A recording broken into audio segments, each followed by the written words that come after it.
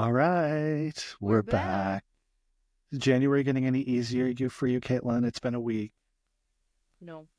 Okay, fair. Well, we'll just ignore that, and we'll talk Yep. today about how to optimize your content with AI. We've talked about AI a little bit, and I know Zach's been using it to. We've been using it to like create outlines and summarize and those types of things, and then the content's actually created by human beings generally, but on the back end now, it's like an AI sandwich. He's using content to optimize, or using AI, sorry, to hmm optimize the content. I guess all of our content's used to optimize AI as well, generally, because it's just out there crawling everything. But We're yeah, in he's the. using AI to help optimize on the back end. And so we're going to talk a little bit about that today and why you might want to do that and why it's important. Mhm. And the big question is, how do you do it? So we'll get into that. I don't know. Um, Yeah. I know We're you gonna will learn learn. Um, but we're going to first. talk prohibition first, and we're talking about a pink lady. Yes. I think And we're that not. this is hysterical that they were trying to cover the flavor of like bathtub gin. So you're like, okay, gin right now is terrible. How do we come back from the brink? Yep, So, when you are bootlegging hmm and making gin quite literally in your bathtub um, during prohibition or after, you got to do something. So they threw basically all of the things at it: grenadine, lemon juice, applejack, which is apple brandy, to try to make a balanced and hmm approachable flavor. So those are a lot of things, and it has one of Caitlin's favorite things, an egg white. hmm She likes Oh, the I thought you were whole going to egg say for the gin. flip. Gin as well, which is not terrible anymore because we don't buy bathtub gin anymore. That's So correct. we Yeah. buy gin made from really nice people. So Not I don't really care about the quality of the people from whom I buy the gin. It's mostly that it's not made in a bathtub. That's my yeah, that's true. step one. Um, So is, this is an ounce and a half of London dry gin, a half ounce mm, of applejack, again, that's apple brandy, 3/4 of an ounce lemon juice, freshly squeezed, a 1/4 ounce of grenadine, which is just like simple syrup made out of pomegranate juice. Did you know that? yes. Hmm. I did. Yep, I I did. I did, but I just feel like it's necessary to share that as at any time I can. One egg white, and you want to garnish with a brandied cherry. So you add all of those ingredients into a shaker and vigorously dry shake, which just means you're shaking without ice. Add ice and shake again until well chilled. Strain into a chilled cocktail glass. I think this would be very cute in a coupe. And garnish Lava coupe. with a brandy cherry. Yeah, and you'll get that nice Ta-da! pink flavor from the grenadine and the egg white. Yes. It's going to be really And pretty. And what the egg white does, like why you want to dry shake your egg white specifically is to get the really full bodied like froth. So basically you're like Hmm. making the early part of a meringue, if you will, in your cocktail Yep. glass. And I was going to point that out because it's something I've learned from you is you have to do the hmm dry shake with the egg white to get it to do what it To does, get and then you to can get the cold shake. body. You can shake it on Exactly. ice. Exactly. Yes. Well, that's Ugh. exciting. And this one's just this recipe's been around forever. So since Prohibition times in the 30s, and then also in Since the the dawn of 50s. time. And this is That another long. high society woman drink. So we should Yes. have pink ladies some afternoon during happy hour. Okay. I mean, I don't hate the stuff that's in this, No. No, and nor I do do I. love a The pretty applejack I thing. could like take or leave. I don't know. Yeah, I think you got to have it to like make it work. And a Probably. brandied cherry, that's like a cherry that's just been soaked in brandy, right? Is that what that I think is? so. Because I it's want to more see than it's like like the a Luxardo cherry. think that's what is Is yeah. that what Let's Luxardo ask cherries are? AI. Is a Luxardo Bye. cherry a brandied cherry? Because I would Candied cherries. Okay. I would go with a Luxardo cherry probably because we have those, which I Honestly, think would yes. work fine for it. It's not going to be bad or anything. Brandied Really cherries neat. versus maraschino cherries. Oh, maraschino cherries are trash. Sweet tart That's flavor with notes of brandy and pie spices. Oh, that's okay. interesting. So So maybe you'd maybe wanna. Uh-huh. hmm, Luxardo cherry or the ones from Trader Joe's or Costco has some now too that are Yeah. a knockoff. There are so many other kinds of cocktail cherries. Really? Yeah. Maybe we'll have to just do a cocktail cherry episode. Oh my gosh. I don't know. We'd probably have Dorothy will too many come up jokes. to the bar, or like we'll go to the Diving Elk in Sioux City especially, and they know that she wants pineapple juice with like 4 cherries in it. So she gets a little kid cup with like her cocktail. It's very sweet. Pineapple juice with 4 cherry. I mean, honestly, that sounds Mhm. good to me, but I'm going to throw 2 ounces of like gin or vodka in Right. there too. Generally, Rum, we don't maybe. give gin to our 4-year-olds, so No, I know, but I'm not 4. I love this because, there aren't a lot of pink cocktails. And I think part of it is That's that so true. Pepto-Bismol, like, just look of them. They don't taste like it. But that's a neat one. Yeah, I like this one. It's very pretty. Yeah. She'd be cute. Absolutely. All right, well, cool. And that Well, recipe came from liquor.com, just in case anybody wants a but source also citation. been floating around there for 100 years. I don't always wonder, like, who made it up first. Like, okay, so the gin sucked. We have to throw stuff in it to make it drinkable. Who was the one who chose these things to put in it and then said, let's also toss an egg white in? Like, that's, you have to be creative to pull this stuff up, like be a mixologist. It's a whole different ballgame. No, I think cocktail culture was really born out of desperation across flavor profiles. They're so like, we how had do we these make this things. better? These are the And- things I have. Got it. Let's see what sticks. Well, and we've seen that in other cocktails, right? There were a couple that were even from like some bar in New York in 2019, and it was because we have way too much of X liqueur on hand and no one is drinking it. Or the liquor company is like, we make this really niche, whatever liqueur, and no one's drinking it. So let's come up with a drink that everybody can ask for by name, and then all the bars will have to buy it. So kind of both of those. Why is Jagerbomb the thing that comes to mind when you say that? Oh, no. I mean, I do like, yeah, the that Jaeger shots sad. weren't enough. Okay. I think that's a good point to take a break and move on to talking about optimizing content with AI. Yes, because you can't optimize Jaeger bombs. We just got to move on from that. There's AI no doesn't help optimizing away with the from Jaeger that. bomb.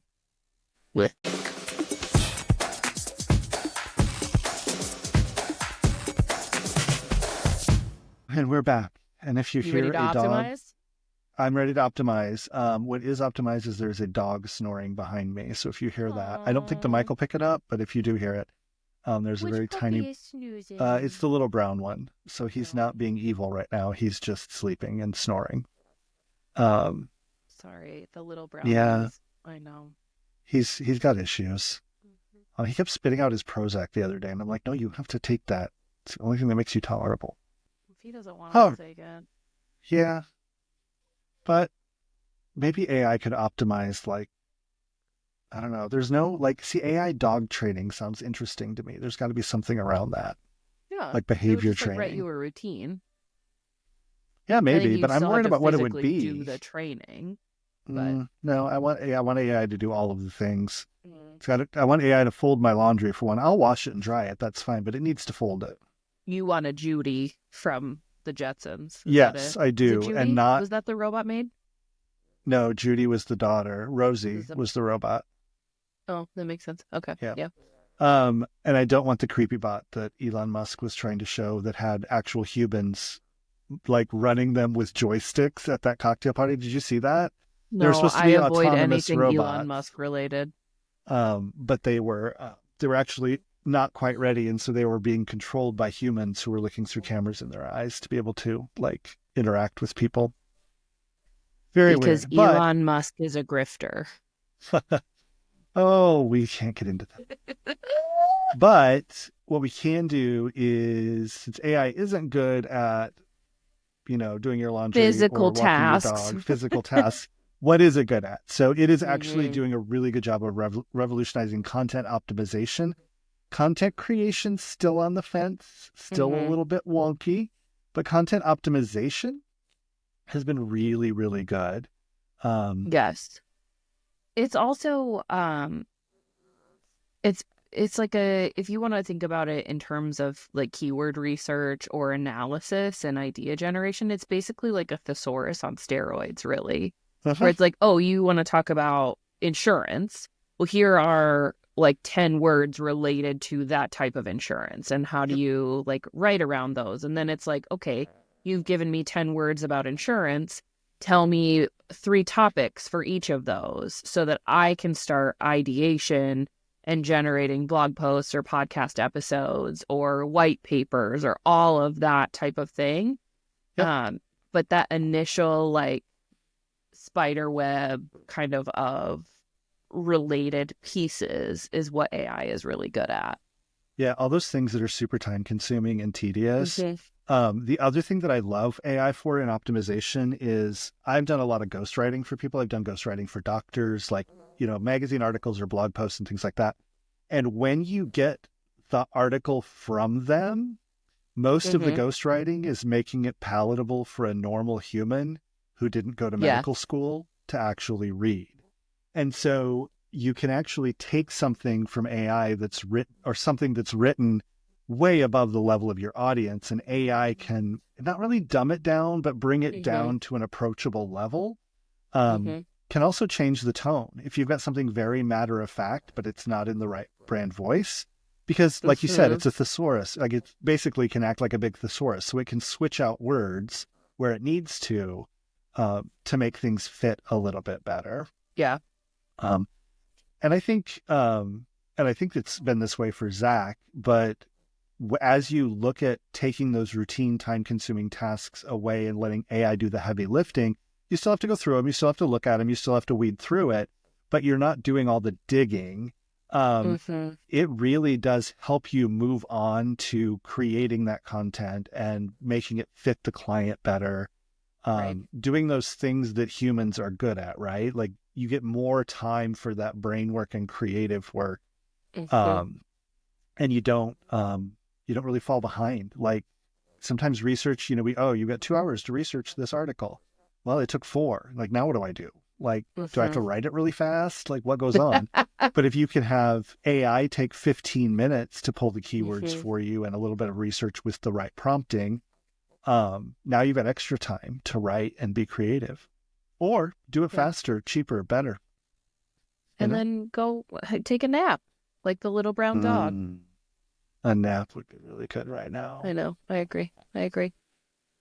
Can you talk to me a little bit about the practical applications of AI if you're talking about SEO or Oh, maybe switching up your meta descriptions? Can you mhm. let's dive in there. Yeah. So again, AI, like technically AI bots have access to the internet. Yeah, Like everything that's out there. I literally mean, they have. we have access to it as well, but we can't digest it fast enough. Hmm. So in particular with SEO opportunities, AI can look at content on your page and look at related terms that are showing up in SEO or PPC or wherever Hmm. and make suggestions for content updates where you can switch some language to be more aligned with how people are searching for it. Um, I think about it when you think about audiences, Gen Mm, X, which I am a proud card carrying member of, and yes. I realize we're becoming the next boomers, but hopefully not. But we learned to search Google with choppy phrases Hmm. like, you know, gold couch, 56-inch, whatever. Like we put Yeah. words together, but they weren't sentences. They were just these chopped up things that we're looking for. But Gen Z I now, learned were I you learned the how to ask Jeeves. oh, which was So I the was first like, I always one put where you I always put questions in. yep. And Jeeves wanted a question, and we never did a question. We just Hmm. ours were demands. Like that's just how Gen X was. It was Tell just me show this. me this thing. I Hmm. want all of these things together in one. Show it to me. And as You Google search has like a toddler. kind of, yes, That's but what I'm that's how we hearing. were taught, Right? and Yeah. that's how search engines worked. Ask Hmm. Jeeves was the first one to ask it a question, and it didn't take off in part, I think, because we'd been trained that that's not how you do it. Hmm. I mean, it took off for a while, but then it went away. Yeah. I But still remember their cute, like, Trey Butler logo. Being yep, so but now with private. Google and YouTube and other search, Mm-hmm. Gen Z in particular, and a bit with the millennials, is um, just real language, just asking a Mm-hmm. question, putting a Mm-hmm. phrase out there. You know, we would look up like Demi Moore ex-husband, Mm-hmm. and now the search phrase would be, who's Demi Moore's ex-husband? And then Mm-hmm. if you would get a couple of them, right? And you could Yep. pick which one and you could ask more Oh yeah, questions she does about have more it. than one. Mm-hmm. Yeah. So, and just saying that because she was on the Golden Globes a couple weeks ago, and it She was, was. She won her first like acting award at she did. 62, which She I did. And love. she snubbed one of the Jenners, I think. Kylie, maybe? I don't remember. I just remember Timothy Chalamet's mustache got a lot of play, and he was at the table, and she said hi to him and hi to another person, and then just ignored the fact that Kylie Jenner was Oh. there. I think that's what it was. I don't know. I don't read the pop culture. Um, You don't? Because it sure seems like you I know know. what You're like, happened at the Golden Zach's Globe. nodding, so I think I might be right. Zach, you can check with Chloe and see if that's really what happened. So yeah, so it can help you with that. Getting back away from the tangent. It can help you with that on-page SEO content. Mm-hmm. So, and it's going to look for things to change. And we use different words for things, right? Like I have never used the phrase skibbity toilet in my life, but Oh it's my something god. that happens and is out there. That one came up in a TikTok video for one of the teachers that I follow. He did a whole thing like his sick burns that he gets back at his kids with when they try to sick burn him. And there's things like, at least I don't have a bedtime. Like, I don't have to ask my mom about that. Oh, that is Gen Alpha. Yeah. Skibbity toilet's Gen Alpha. And he's like, I don't What use even phrases does like that skibbity mean? toilet. I think it means like Nobody gross knows. toilet or sketchy toilet. I'm not positive. But I But think that that was where that came from. I don't want to know.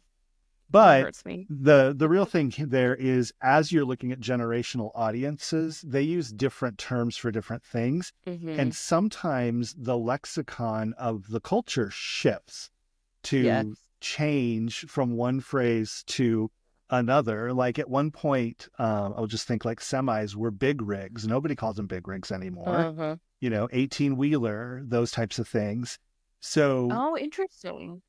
having AI help catch those, because it's going to see it in the search results where one word is taking over another, and you Uh-huh. can tweak that ahead of time. Sorry, total nerd geek out tangent right there, but it was related, I guess. No, Um, that's fast. Do more. Do another yeah, trick. so you can also have it take a look at your titles and meta descriptions. We always want to optimize those for better click-through rates. Well, guess what? Mm-hmm. AI can go find out what phrases and words are being clicked more than what you've got and make Mm-hmm. recommendations. The other one that is wild to me, and I know HubSpot's AI tools will do this, Mm-hmm. it can look at your whole website and find internal linking opportunities that will improve your navigation and your Wow. page authority. So a lot of people forget link one page to another. If you've got this blog post that mentions these 3 services you provide, Mm-hmm. link them to those services. So yeah, it And like, vice versa, right? yep. Yeah, and make sure that blog post shows up on the page for each of those services. Exactly. So it can really look at content and make suggestions. And sometimes it's off, I will admit, like it's not perfect, but it gets better. And, Mm-hmm. supposedly it learns. Yeah. And at one point it will take over everything and, we'll just be the human fodder on the planet. But, um, we'll see. That's fascinating. Yeah. I I think think, that my favorite part of AI is removing some of the manual labor, but then also seeing how far you can push it if you can make it say crazy stuff. Like if you have a spare 15 oh, or 20 minutes, if you can like make it I thought you were going to hallucinate. say your favorite part of AI is removing people you hate from old photos. When you said Oh removing, I no. went right to people I hate from old photos. Ha, Uh, do we need to talk offline about that? We probably do. A photo came up in a memory and I was like, this would be so much better without these two people in it. And I removed them and I liked the photo so much better. Oh So man. thank you, iPhone and Apple and iOS 18 for helping me do that. Whoop. It was, yeah, it was, it was wild, but yeah, I will share with you what the original photo was offline and we'll go from there. I look forward to finding this out. And then also Yeah, like, hating those same people because nobody holds a grudge like I do. I know. Like an unimportant grudge to me. Yep. Like, Yep. you've wronged my friends have been wronged. So I think yes. your desire to push AI as far as you can and make it do crazy things is why we need that human balance Exactly. to oversee the content creation piece of it. I love that AI's kind of wild ideas can be called hallucinations. I love this idea that a robot in the machine is like on acid hallucinating about random stuff. That's what I mean, that's how my dreams I'm have picturing been. like a yeah. Has But somebody yeah, pushed you too far? Is that what happened? I don't know what's going on, but I was, I think I was telling you earlier, or somebody, that I had a dream that the McDonald's, or not the McDonald's, the Starbucks sous vide egg bites, which are a really healthy, like breakfasty thing, low carb, high protein, all that they were over 3,000 calories each. But in my mind, I knew that they were 6,250 calories for two of them. That I vividly remember this from my that's dream, like and I was 400 sad. eggs. Yeah, and I was Should sad we because look? I couldn't eat them. And then I woke up and I'm like, I feel like I need to go look at the box and see how many calories are in these things, but it's not going to be that many. But yeah, Yeah, I'm like pretty we sure come there's up like with 60 calories in an egg. So that's like how many did you think it was? 100 eggs, 6,000? 6,000, 100 eggs. It'd be 50 eggs per egg bite. Those are big. That's not an egg bite. That's like Okay, an egg Gaston. soccer That's what ball. that is.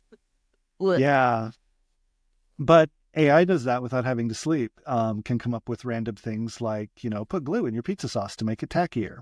Mhm. So human editors do have to read through things. So editing, proofreading to double check and catch everything. Don't just Yeah. let it ramble on. Mhm. And I think also making sure you believe what it wrote, right? Like you want to make sure that it's aligning with your view. I think about that Twitter bot that they released a while ago, like IBM did one like 5 or 10 years ago or something, and it like absorbed everything on Twitter and instantly became racist and misogynistic, and they had to shut it down. Um, so yeah, you gotta do I some don't think checks we and have. balances. I'm gonna need you to stop. If you want my year to improve, I'm gonna need you to stop bringing up stuff like that. I'm sorry, I'm ruining your year already. We're just a couple weeks into it. Oh no. I'm gonna take It's that me with me screaming and into the void. it'll manifest in some weird dream. I don't know Yeah, I'm what'll gonna come up go out have a of weird that. egg dream. Yeah, I mean, not as weird as like the dream that Zach came for a meeting and his entire head was shaved. Like But he had was he little carrying nubs of 12 hair. dozen Like eggs? I know, right? And forcing me to eat a 6,000 calorie Oh omelet. my god. So really So what we're talking about here is to just put a bow on it. You know what AI can't do? They uh, can't tie bows. Uh AI cannot tie bows. yeah. They'll Yet. probably tell you the steps to tie a bow. Maybe that would be I would helpful. imagine it could. I mean, I think we'll hit some point. So, I think we've got a little bit of time left, but I can't wait. I was watching some coverage from CES earlier, the Consumer Electronics Mm. Show, and there's a mirror that I saw that can now AI scan your body and your body, like it can get kind of your heartbeat, your blood pressure, your respiration. It basically scan you medically and then create a 3D model of what's going on with your body. And I'm sure it's like very early preliminary, but it's, CES is all about the cool tech that like goes way beyond what's ever going to be released. And I was just like, okay, like I feel like some of those medical implications for scanning in particular. Now, do I want AI to interpret? Maybe not. Uh-huh. Um, but AI is all over CES right now. That's I was gonna say that's I have seen a medical application where they can like diagnose earlier I can't remember what it was exactly, but it was like Oh, based on like amalgamating all of these things together, we can say like predictions and yeah. so the Department of Defense was using Aura rings. That's what this is. It's a smart ring. It's Yeah. got sensors on the inside. I don't know if you can see the little Yeah. green glowing sensor. I know what yeah. But they were trialing it during COVID to try to pre-catch people who were going to get COVID because it can look at your temperature, your heart rate, your blood oxygen, all of those things that start to go wonky. And Yeah. they fed the data, it goes to your phone, and they could feed it into a computer that could then predict if somebody was likely, like, had COVID but wasn't having symptoms yet, because their blood oxygen would drop to 92 Huh. regularly, and it's normally 96 or 98. Yeah. What's really funny is in the Department of Defense, you can't wear a ring like this in most places in the Pentagon because no Bluetooth signals, no Wi-Fi signals, like those are all security risks. But I think if you're like a 4-star or a 3-star general, you probably can. But yeah, so the Aura ring is actually supposed to, and some of that technology mixed with AI on the back end is supposed to be able to tell you like if it senses something is wrong. Like mine told me last night, like, you didn't get restful sleep. And I'm like, yeah, no shit. Like, I didn't get restful sleep. I was dreaming about crazy giant egg bites. But it gives you suggestions then on how to improve your sleep. And like, it wanted me to take it easy today and not have a stressful day. It has a stress ranker that like tells you how stressed you are based on all of these body Some signals. information I don't want. Well, yeah, I mean, but it does. What's interesting is I can look at that one and I can tell you the moments that were causing me stress, and I can think back about whether I can avoid those, or as Brene Brown kind of says, maybe approach them differently. Okay. So yeah, the medical implications of AI are crazy, but that's a whole Implications other and benefits. episode. Yeah. Because About right which now we know nothing. we know nothing and won't do that episode. But Right. using it for content and to help you optimize your content in particular, it's pretty good. It's pretty cool. And like as we said, I think at the end of last year, AI is coming, and it can be a tool that you use with your humanity and with human creators. Or you can stick your head in the sand and pretend like it's, not here, and somebody else is going to use it and do it and be faster, better, stronger than you can be. So, right. Buckle up. It's the AI revolution. The other one in content is summarizing.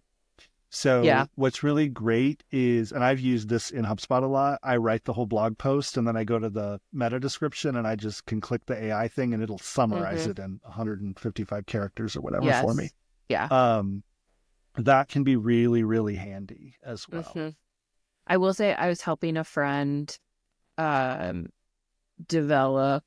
I didn't do any development for her, but she had some questions about a website she was building for her very small startup, and she had opted to do it in Squarespace. And so I like went in and I was trying to just like giving her, like you need a page title on everything. You need a meta description for everything. Like here's how to do that. Here's where to populate that. I was like, I don't know Squarespace very well, but some of those things are pretty universal. And one of the things that I was really annoyed about was I had to leave Squarespace, go to OpenAI, because they don't have any of those tools built in, where HubSpot, I was like, no, I just want to, can I just click the button?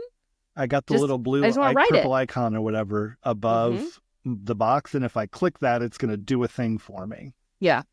I will say though, I tried to have HubSpot's AI build a list for me. And because you tell it like, I want all the people who have this box checked yes. And it was way off. Like it was not even close to what the field that I wanted.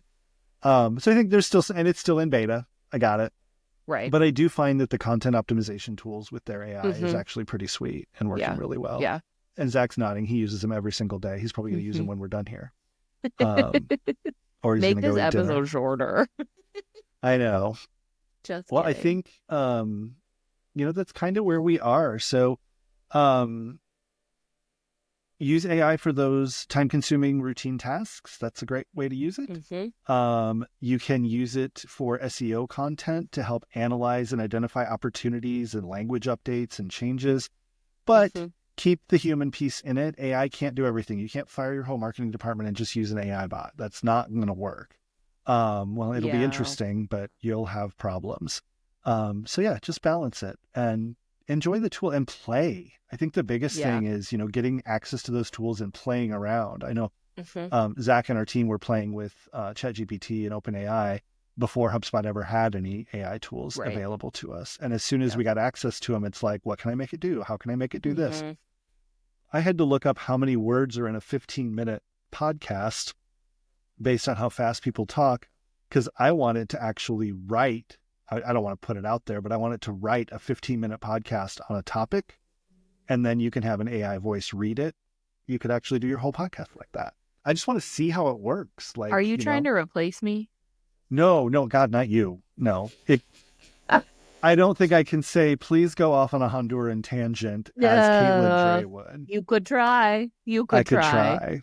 No, more for like informational stuff for a small client that has no staff, no team, but everything that they want to share is pretty basic advice and it's fashion stuff. So it's not anything that's critical that anybody's going to like kill somebody with putting pizza sauce and glue together. But yeah. Elmer's glue is not toxic, just for the record, but still wouldn't recommend eating it. True. Yes. You can find our agency anywhere agencies are found at Antidote_71. If you have a question you'd like to send our way, you can visit ctapodcast.live, and you can still leave us a voice message on our hotline at 402-718-9971, and your question may make it into a future episode, and you may be the lucky recipient of one of our Mixing It Up cocktail books that we're very proud of. I would love to send those out. I've got them sitting here in a stack, just ready to go. You're ready. It's ready for you. And just you. FYI, we are on Threads and Blue Sky now. Threads is still Antidote_71, and Blue Sky is don't allow underscores, and a dash felt stupid, so it's just Antidote_71. Okay. There you go. So we've joined the other 1.8 million people on Blue Sky, and I don't know if we posted anything yet. I don't think we have, but we're there. And you can follow us, and maybe we'll start doing that at some point. Maybe we'll do something over there. Yeah, we'll do. I know it doesn't integrate with a lot of our tools we use to post, so I need to go in and look and see. I think it might integrate with CoSchedule. We'll have to see. But speaking of integrations, this has nothing to do with integrations, but our next episode is Blue Hawaii, which is a wonderful drink. I've had many of those in my day.